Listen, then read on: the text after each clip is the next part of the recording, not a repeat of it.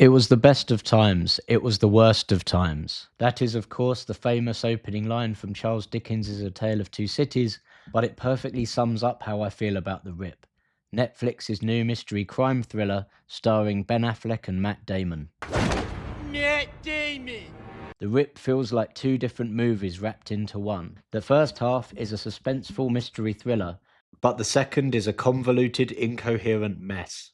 The movie opens with police captain Jackie Velez gunned down in a car park by two masked assassins. Before the shotgun blast removes what remains of her face, she manages to fire off one solitary text. In the aftermath of the killing, members of her team are questioned by the FBI about her murder. What was she working on? Who would want her dead? And could members of her team been responsible for her murder? There's a couple of things about this scene which are quite frankly ridiculous. Namely, Ben Affleck's police sergeant J.D. Byrne engaging in fisticuffs with one of the FBI investigators, who also just so happens to be his brother. That doesn't make sense. Surely the FBI would send someone else to do the interrogating, given the whole conflict of interest thing?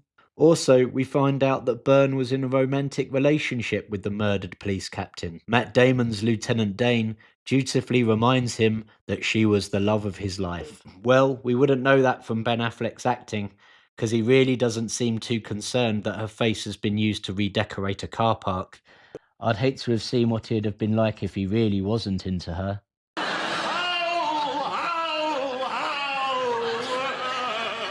It's heartbreaking, sir. I'm sorry, sir. Oh, well, can't be helped, can't be helped. Despite these flaws, it's a pretty decent start to the film, and got me interested in what was to follow. Dane is tipped off about a large sum of illegal money hidden within a house on a sleepy suburban cul-de-sac. The door is answered by Desi, a Colombian in her mid-20s.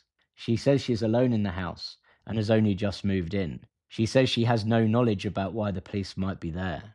The detectives quickly locate the money, but there's just one problem.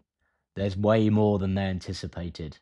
What follows, for a brief time anyway, is a dark and atmospheric mystery thriller, where all the protagonists start to distrust each other. Why is Dane suddenly refusing to call his superiors and tell them about the money? How does this raid link to the murder of the police captain Velez? This part of the movie mostly takes place inside the house, utilizing darkness, fog, and neon lighting to create a claustrophobic atmosphere. The whole street is completely empty. There's an uneasy tension. It seems our protagonists are very alone, isolated, and increasingly vulnerable in a ghostly location. And then there are Desi's cryptic and hair-raising warnings that they should take the money and run before something really bad happens.